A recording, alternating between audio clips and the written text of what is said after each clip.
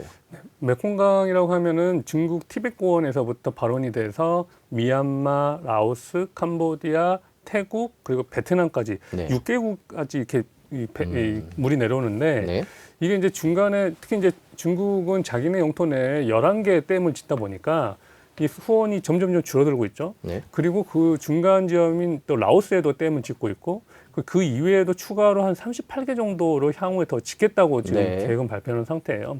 물이 줄어들다 보니까 특히 베트남은 이 메콩강 지역의 최하류 지역인데 이 메콩강 하류 지역이 베트남 최대 곡창지대입니다. 네. 지금 지도가 나오고 있는데 네, 여기 네. 캄보디아라고 써 있는 그 남쪽 베트남 남쪽을 말씀하시는 네, 거죠? 맞습니다. 그래서 캄보디아에서 더 밑으로 내려가 버리면 거기가 이제 베트남 최대 곡창지대이고 네. 보통 쌀 농사를 3모작, 4모작까지 하는 지역이에요. 네네. 그런데 이제 이 담수가 부족해지다 보니까 점점점 땅이 염소화되면서 이 농사를 지을 수가 없게 되고 있어요. 그러면 이거는 식량 안보에 문제가 생기는 거고 네. 또 최근에 전 세계적으로 좀 폭염이 심각해지면서 물 부족 현상이 지금 많아지고 있거든요.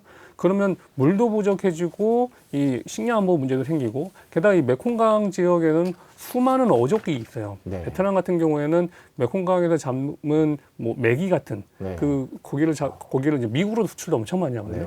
네. 수많은 식량 자원에 문제가 생기기 때문에 베트남 입장에 상당히 지금 이 분쟁이 한 20여 년 동안 벌어지고 있는 일인데 네. 문제는 캄보디아가 2개 정도의 댐을 더 지을 예정인데 이건 다 중국의 자본으로 지을 예정이에요. 네네.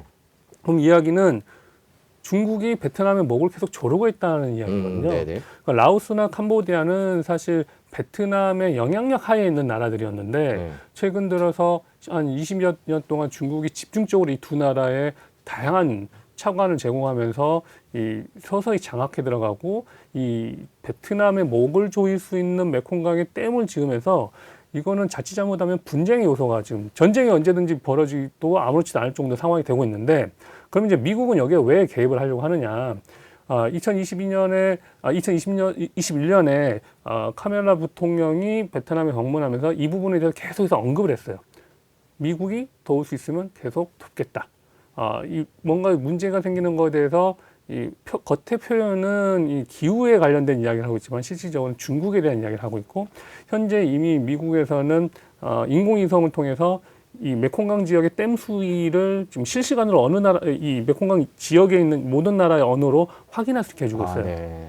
근데 지금 태국도 그렇고 라오스에서도 중국이 댐으로 물을 막아버리다 보니까 이 메콩강이 말라서 배가 지나가지 못하고 있는 곳들도 지금 많아요. 사진이 나오네요. 네, 그러니까 이렇게 심각한 상황이 네. 되고 있거든요. 네.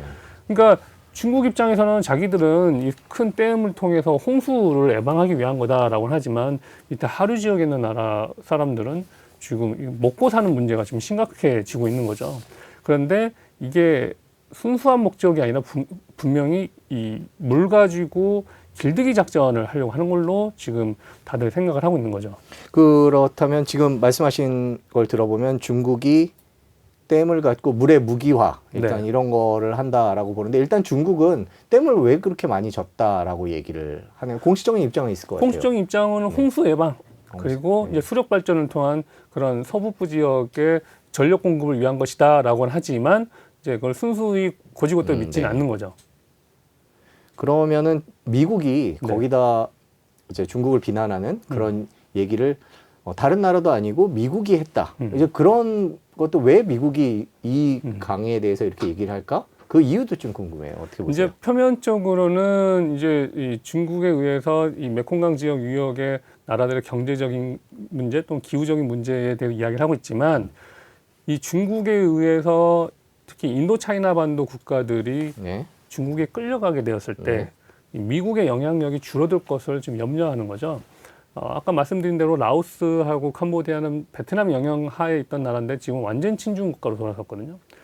게다가 캄보디아 같은 경우에는 노골적으로 지금 친중 국가가 되고 있으면서 중국의 군사력이 지금 캄보디아의 해군 기지까지 지금 들어와 있는 상황이에요. 네. 그런데 이게 남중국해 지금 분쟁을 겪고 있는 남중국해에서 이 군사적인 작전 자체가 완전히 뒤집어지는 상황이 지금 벌어질 수밖에 없는 겁니다. 왜냐하면 지금 캄보디아의 시아누쿠빌이라고 하는 지역은 베트남하고는 지리상으로는 한 30km밖에 국경선 네. 거리가 안 돼요. 매우 가깝죠. 근데 거기에 림 기지라고 해군 기지가 있는데 한 10여 년 전까지만 하더라도 캄보디아하고 미 해군이 같이 합동 군사 훈련하고 그랬어요. 네네네. 그리고 그 해군 기지 내에는 미군의 시설도 있었고.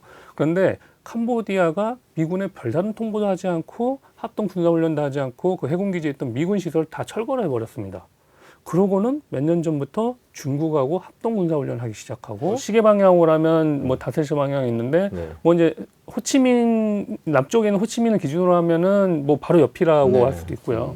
근데 그 시아누크빌에서 차로 또 3시간 거리에 캄보디아 인구는 10만밖에 되진 않지만 중국의 국유 기업으로 추정되는 중국 기업이 공항을 짓고 있어요. 그런데 그 공항에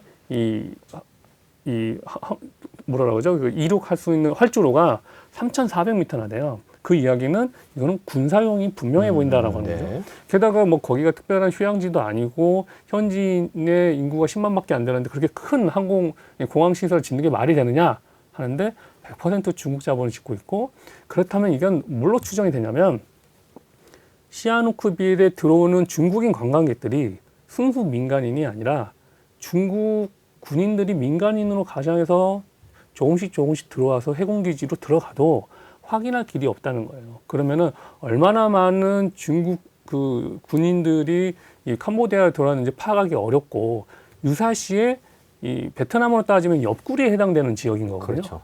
그럼 기존에는 이 남중국해 베트남으로 따지면 동해만 이 신경 썼으면 됐는데 갑자기 뒤에서 치고 들어온 거기 때문에 문제가 심각해지고 그리고 바로 윗부분에 있는 태국에도 해군 기지를 이제 미 항공모함이 자주 드나들고 주요 정비하고 뭐 머물러 가는 지역이었는데 중국이 우리나라 사드 사치 때문에 되게 민감했었잖아요.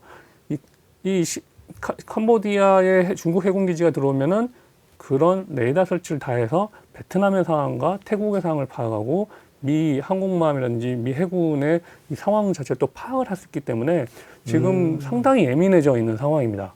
태국, 캄보디아, 베트남, 라오스 있는 그 지역이 네. 미국과 중국 입장에서는 지정학적으로 왜 어떤 면에서 중요하다 이렇게 봐야 될까요? 이게 뭐 인도양과 얼핏 생각하면 태평양 사이 네. 딱 중간에 있는 길목인 것 같긴 한데요. 네.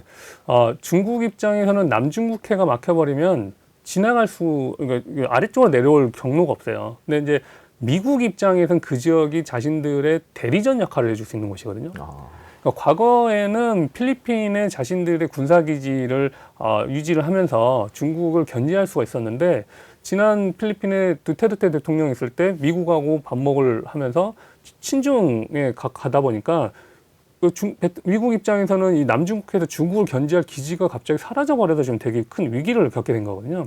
그래서 7월에 지금 기사 난 걸 보면은 파푸아뉴기니에 미 해군의 기지를 지금 내주겠다고 해요.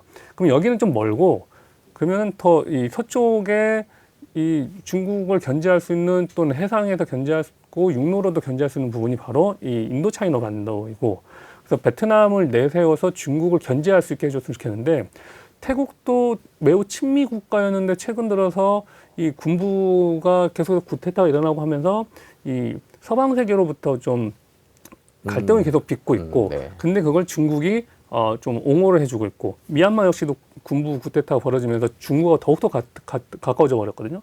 캄보디아 역시도 이 훈센 총리가 39년째 철권 통치를 하고 있는데 민심이 점점점 이제 이 훈센 그만했으면 좋겠는데 안 되겠다 싶어가지고 자신의 아들을 이번에 여당의 총리 후보로 내세웠어요.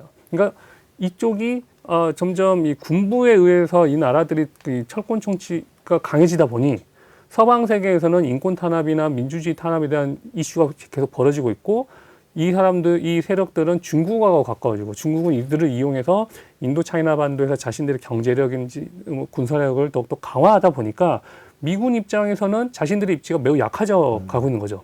그래서 중국하고의 전통적으로 밥먹을 하고 있고 중국을 견제할 수 있는 나라인 베트남을 통해서 다시 인도 차이나 반도에서 자신들의 영향력을 확대를 하려고 합니다.